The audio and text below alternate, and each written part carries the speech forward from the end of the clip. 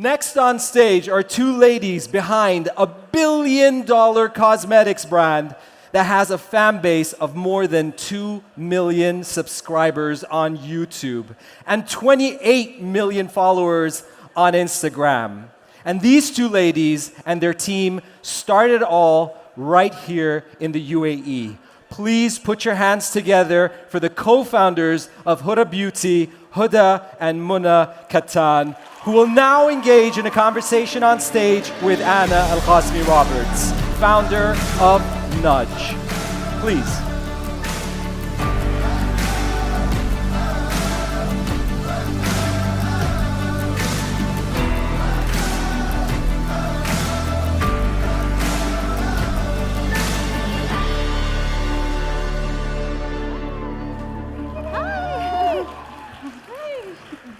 Well, good afternoon. It's been quite a morning so far. Hi, everybody. Hi. There we are. Am I supposed to sit beside you? Yes. I follow it everywhere. Always next to me. Well, first and foremost, welcome to Sharjah. Thank you. So great to have them here, isn't it? Yeah. Thank you. Please come grab a seat at the front. We're so excited to have you here for what's going to be an incredible discussion. I want to start the talk straight away about finances. We're going to go straight into it.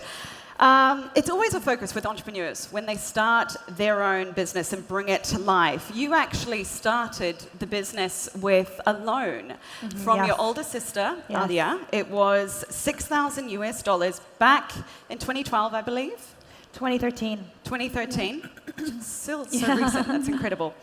To create those first round of lashes before you really launched the brand at Sephora in Dubai Mall. That was your first outlet. 5 years on, you've sold a stake in the strategy investment firm to TSG. Why now? Why TSG, that development? I think there's so many points to that question that we can really kind of hit on. When we first started our brand, it was really challenging. I think we had very big dreams. We had a lot of plans. We wanted to do so much.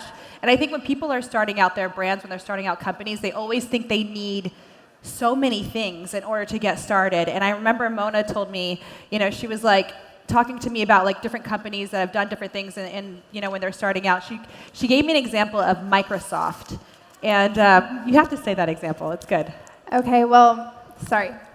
So before I quit my job, I used to work as an investment banker before I dabbled into entrepreneurship. And one of the books I read said, whenever you want to create your own business, never strive for perfection because you're never going to achieve perfection. Every time you reach a goal, that goal is going to move. And if you keep trying to launch something when it's perfect, you're never going to launch. And with Microsoft, they actually released Windows knowing it had bugs, and they just said, you know what, we'll release it and continue giving updates. Yeah. So I thought that was really meaningful to learn from. If she didn't tell me that, I would have never launched the brand. And so I was like, I don't think I need that much money to get started. I really think, we'll just start, we'll test something out, we'll take a small loan from my sister, and we'll just kind of see what happens. We'll wing it. And so we really started really small, and we were kind of surprised, obviously, with the power of social media, being able to talk to people, being able to really reach people, to communicate different things, get feedback right away. There was so much opportunity, and the brand, did explode. It was really exciting. And when it came down to finding the right partners, Mona and I saw a lot of celebrities getting involved in the makeup space, and we were like, this is going to be something where everybody's going to enter. And although the company is very profitable, we're cash positive, we have really good, we've been very careful with our financials, we need to be able to be ahead. And so it wasn't at the opportunity then. Then we were good. We were totally good right then. But we wanted to be able to compete tomorrow. And that's the reason why we ended up getting investors. Because to be frank, we didn't need them. But it was like, for the future, we definitely need them. And it's been having investors. I think a lot of people, especially in the beauty space, they want a big evaluation. They want they want investors, they want big investors, they want to get $1 billion valuation. They're like, they hold that. They're like, I got this $1 billion valuation, look at how much I'm worth. And the reality is that is actually such a huge commitment. When you get that big evaluation, that's when the work begins. Because if you don't get that value, if you don't get that work, if you don't get that money, then You're in trouble. Yeah. So getting a big evaluation is something you want to be careful with. You want to make sure that you can actually deliver. So Yeah. I think whenever you decide on getting investors or partners, it is a decision you have to take very carefully. We spent about a year before taking on investment. Yeah. We did our research. We hired an investment bank. We hired the best lawyers possible. And it's something that you have to be really careful with and make sure that your investors have the same goals that you have and the same mindset you have. Now, you speak with a lot of experience about that because, Moni, you used to work for an investment firm, didn't you? Yes, I was investment banking before I started PR and then beauty. Okay, so you've got a lot of experience to draw from. Yeah. I want to know some of the big lessons then that you've learned in the past 8 years or so of being involved with Huda Beauty and growing this blog into $1 billion business. There's so many lessons, if I'm honest, it's really hard to... Sorry, I feel like my mic is echoing.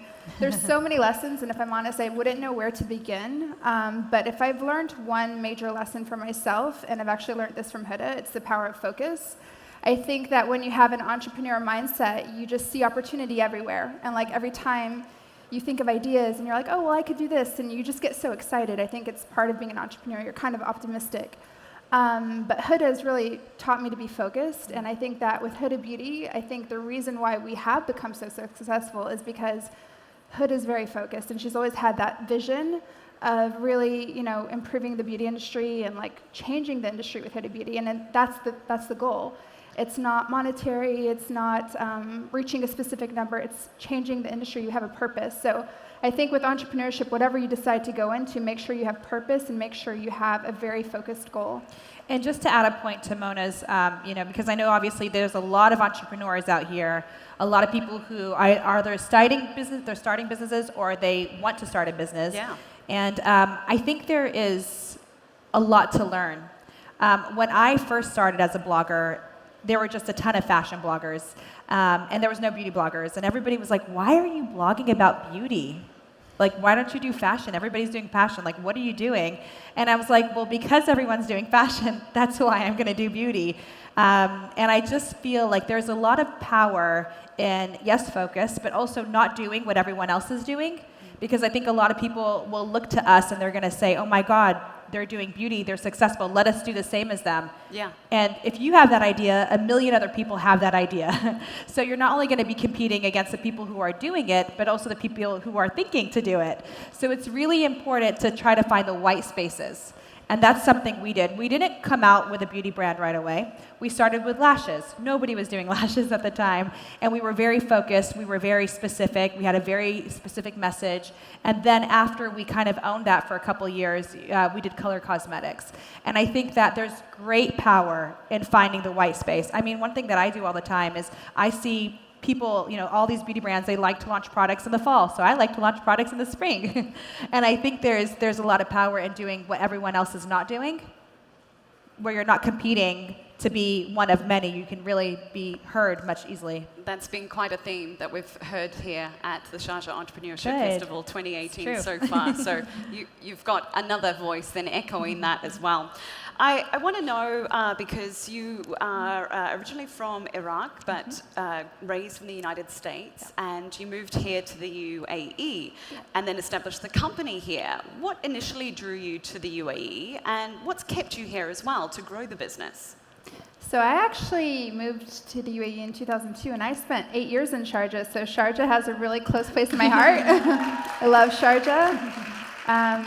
It was my whole adulthood, really, until I was 25. I lived here. So we moved here with our father. He was a professor in AUS. Incredible. And he loved Sharjah. Yes, as AUS. well. It's a great school. We wouldn't be here if it wasn't for AUS, so thank you. But we love the UAE. I think being Arab American, we really found that it was East meets West. Yeah. And it's that beautiful mixture of, an Arabic traditional place, but also it's very modern and very open-minded, and we believe it's the new land of opportunity. Yeah. We always say if we would have started Huda Beauty in LA or New York, maybe it wouldn't have turned out this way. Wow. But I think don't believe it would have. Just being in an environment Yeah. where there's so many leaders who are, have the entrepreneur spirit and they really support businesses, I think it's really helped us. I go a think the long way. people of the region, too, are so limitless with the way they think. I mean, and I think that's really been a huge inspiration for us, because I think had we been in the US, we probably would have been, I think it would have taken us a lot longer to get here if we even would have gotten here. And I think the people in the region are just so limitless with the way they think. The leaders are, the people are. So I think that was a huge reason why we wanted to start here. We didn't focus on any other parts of the world, and we still try to always prioritize launches here. This is our home, so no matter where we're from.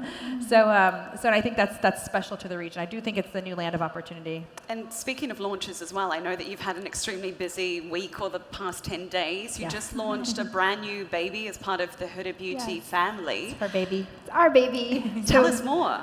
So we launched a perfume brand called Khayali, Arabic Khayali, so my imagination. A few fans already in the audience. Oh, thank you. We hope you guys like it. Me and Huda have been talking about launching a perfume for about 7 years now. Back in the time, we didn't have the funds to create our own brand, so we met with partners, we met with investors, and to be honest, it didn't work out, and I'm very grateful that it didn't. I think this is the perfect timing for us to launch a sub-brand, and we just launched it on Friday. And we're really excited because we feel that, again, being from the region, there's so much love for fragrance. And I think that we can create a global shift in the industry, and we're just very proud to be Arabs and to create that shift. I think Arabs deserve a lot more credit for fragrance. Absolutely. It's part of our DNA, I feel like. Yeah. What's been the sort of lead time and the development time? I'd love to just sort of peel back a little bit of that makeup and cover up and see sort of, if this is the launch of a fragrance now, I know that there are so many entrepreneurs in the audience who would love to know a small aspect of how that process came to life. Has it been years in the making? I mean, I'd say it's been about 2 years since we found our manufacturer. So it's been about 2 years in the making. 2 solid years. Two Yeah, solid years 2 of solid working years. like day and night and like having having people a on the team. project. Yeah. Yeah. It does take a long time. My husband always says, and I think this is a popular saying that a lot of people like to say, but an overnight success is really 10 years in the making. Yeah. And so a lot of people who are striving to launch something, they're working really hard. They want to get things done. All that work that you're doing today will show up. If it's not a lesson you're learning that will help you and prepare you for the future, then it's a relationship you're building, it's something that you're doing. And so we definitely, we did work on it ahead of time. And it's crazy because Mona's first bottle design actually impacted the bottle. But everything you're doing today will make a difference to what you're going to do in the future. It just sometimes takes time. There's an Arabic saying that I love. Yeah. I love it. You know what I'm going to say? Yeah. Say it. Your accent's better than mine. Okay. But it's kul ta'khira fil khira. And it's with every delay, there's a blessing. And I cannot tell you how much that is true. Yeah. Because sometimes there were opportunities where I wanted them to develop. I wanted them to go through. I was desperate for them to, because our business was depending on it. Our business could die if we didn't go through with them. There was several very serious situations. And then they didn't go through, and then something better came. Took some time, took a couple years sometimes, but then something better came. And I think there is, I just think there's patience is so important when it comes to starting a business. And just know that everything you're doing today will make a difference, even if it doesn't feel like it sometimes. I want to touch on something slightly left of center, and I hope I get the number right, because you were recognized as number 37 in the Forbes self-made woman list. Thank you. Thank you. Did you ever think that you would be listed ahead of Beyonce in a list like that? I actually don't remember what number it was. I should. No, it's a huge honor, and it's very humbling as well. And I think that the number is wonderful. I personally was really happy to be an Arab woman on the list, because I'm actually the only Arab woman on the list. And I was happy to be representing the region. But to be honest, I mean, it's an honor, but we of course have such bigger goals that it was just great. We want to do a lot more. I think one of the most important things is not to get, stuck on the number of these things, what people, perceive your value to be at a certain time. Or to measure yourself and your own success. Yeah. Right, and we have so much, our goals are much bigger, to kind of, shadow what Mona was saying, but we really do want to change the beauty industry. We do want to inspire people, and those are, I think, the most important things that we're focused on. And so I don't know if, being although it's a huge honor, I don't know if that is necessarily like the goal, for us. So I think it's a great stepping stone, but I think ultimately we have a lot we want to do, and it's all because of everyone out there who supports us that we're able to do that. Yeah, your fans are incredible. There's so many vocal people within the audience today. Thank you. What always comes first, though, is family. Family is how the business started. Two sisters up on stage at the minute. Can you take us through that sort of family dynamic? How did the family get involved in the first place? And it's not just your sisters, your husband's also involved as well? Our dad as well. Wow. Everyone. Why don't you comment on that? It's okay, you can go. Well, we've always done everything together. I think we grew up, when you have such a tight sibling bond, which I'm sure a lot of you guys have, you always want to do everything with your family. And I think there's a lot of power in that. I think a lot of the biggest empires that were ever built were family made. And it's because you have a strong bond, you have the trust, and you're never looking for the bigger, better deal. Like, that's the problem when you have a job and you're not tied in long term. You're going to think, okay, what's my next opportunity? And you're always thinking about that. With family, it's like whether the business goes up or down, you don't think about leaving. Yeah. So I think there's a lot of power in just like staying committed, and then everybody's goal is always on the same thing. It's about driving this business to be the biggest and most successful possible. So I think that's what kind of has made us stay together in such a strong way. And things haven't always been easy. We always try to show the good side of everything, but there's always so many things that happen. There's always like mini disasters behind every launch. I mean, sometimes, just recently we're launching a product in December. It's an amazing product, but one of the manufacturers spilt the entire product. And so we were like, oh no, what do we do? Yeah. So we had to start from scratch again. And, shipments don't make it on time. Customs stops a lot of orders a lot of times into the States and Italy. So there's always disasters. And I think when you have your family there, it's a little bit easier to go through. I will say sometimes it's also challenging working with family. It's definitely challenging. I'm sure a lot of you guys know, it's difficult. You love your family so much, but they're probably the people who will get under your skin the most. It's like no one can frustrate you more than your siblings. That's the only thing I can think about. Right. My sister and I have been dying to go into business together, but that's as far as we've gotten. How did you progress to $1 billion business through all of the family dynamics? I think very simply, it's very important. I think you can work with friends or family if you have two things, the same goals and the same work ethic. And I've worked with friends in the past, and I had a great relationship with them. I worked very successfully with them. I think that's very important. And I do think, one more thing. I do think it's important for one person to be responsible. Like, I don't think 50-50 things work, in my opinion. I think there has to be one person in charge. Even if you share the business, one person should have the last say, because it just makes things move a little bit quicker. And I've experienced from working with friends, from working with my family, that's been the most successful way to work together. I know I drive them crazy. I know just that a little bit, but I it's know good. It's good crazy. Huda is very creative, so I think that as long as you see the light at the end of the tunnel, you're like, it's worth it. So it definitely is worth it. You can pick your friends, but you can't pick your family. You can't pick your Definitely. family. You're stuck with them. But I also think one thing great about family, and this is something true for our family, I don't know about everybody else, but I feel like siblings are always so different. Like within us, our personalities are so different, our mindsets are so different. Like you're related, but I feel like for whatever reason, we just end up being so different, and that's where you add so much value to each other. Where like friends, maybe you're a lot more in common with them, like you'll have the same mindset. True. But siblings, I feel like you're always like kind of challenging each other in the weirdest ways. So I think that adds a lot of value. Absolutely. Whoever you surround yourself with in your business, I think you should pick someone who will challenge you in a very positive way. Yeah. And that will definitely. We're so different. We're like night and day. We couldn't be more different. But we have similar work ethic and similar goals. And we fight like crazy. I know my team is here. It's really awkward for you guys sometimes. I know that. We get into fights, and we're sometimes fighting in front of people. Yeah. And it's just normal. Sometimes it's just like that. I think it's healthy confrontation. Yeah. Very to the point. But sometimes it is, it can be a little challenging. I know that we're sort of running out of time here, but I want to talk about something that I know a lot of entrepreneurs discuss at the minute, and that's the power of social media. It can be such a great asset. You can reach so many new people, and it's really been instrumental, if I can say that, to a lot of the success of Huda Beauty. Yeah. How would you recommend that entrepreneurs in the audience approach social media? It seems like such a tough mountain to climb, but something that's so vital to your business. Would you agree, and what would you say to them? I would say yes and no. I would say it's challenging to get a steady growth, but I think, in the world that we live in today, virality is easier than ever. I mean, everybody goes viral nowadays. So I definitely think it's important to be obsessed with content. It's really important to consume it. I think a lot of times people just want to have a big Instagram following, but they don't actually want to consume Instagram. They just want to have it. And I think it's really important that you become, a product of the platform you want to get on.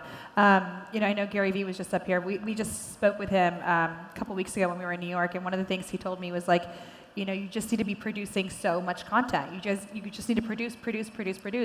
And I agree. I couldn't agree more. I think content is 100%. He actually said something to me, and he was 100% right. He was like, "Don't edit your content too much." And at that point, I literally just asked my sister to delete a post because I didn't like the way it was edited. And I was like, "Oh, true," And I think that sometimes we are a little too edited. Sometimes we don't do enough content. So I think it's really important to definitely not only, create the content, but consume. Because that's the only way you're going to become masters. And just get momentum, Overthinking things sometimes is just like your own death, really. Yeah. So just like get the momentum and start pumping things out, and then you'll learn from your own mistakes. You'll learn what people like, you learn what they don't like, and you just start doing more of what people like. I don't think it's as hard as people make it seem. I do think in today's world too, there's so many people who've done Instagram, YouTube, Twitter, Snapchat. There's so many people who've done it right. So there's so many lessons to be learned. So I think it is kind of, it is kind of like an algorithm that you can just kind of like this, this plus this equals this, and you just need to like take note of what makes you successful. It is hard in the beginning, but if you can create like viral content, that's a really great way to kickstart everything. And sometimes it's like, how do you create viral content? I think a lot of times we're doing things already that you'd be surprised that people will be shocked if they see. I just did this one video. I was on a plane, and I don't know what happened. I was like, let me just do full glam on a plane. I'll get rollers, I'll shave my face, I'll go like full on. And I did it, and it's going organically viral right now on our YouTube channel.